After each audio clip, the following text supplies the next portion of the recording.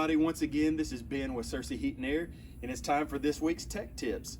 So this week we're going to talk about just one more thing you can do as we start coming into the tail end of this season. So without further ado, here's Brett.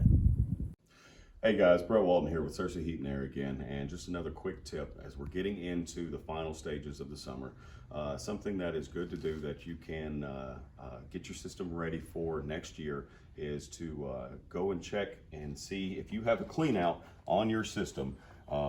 Right here at the top of your drain, you should have somewhere that you can pour in some hot water and bleach mixed together through the drain, which will help break up a lot of the crud that does build up in your line and get yourself ready for next spring.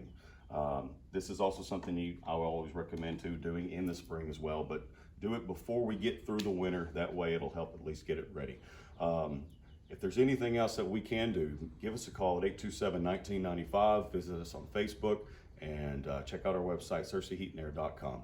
We will have a lot of promotions. We will have a lot of prizes that we're going to be giving away this fall. So please visit us, give us a call. We'd love to help you out where we can. That's it for this week's Tech Tips. I just want to give you a quick reminder, coming into the fall, there's a lot of things that we can do to get you prepared. So give us a shout at 501-827-1995 and ask about how you can get set up for our fall preventative maintenance program. Also, we have a lot of things coming up this year for the fair. We have a booth set up. We want you to come by and visit with us. We're going to be giving away some big time prizes. You're going to have to register in order to be eligible for it though. So come see us, like us on Facebook and Instagram, and we'll see you soon.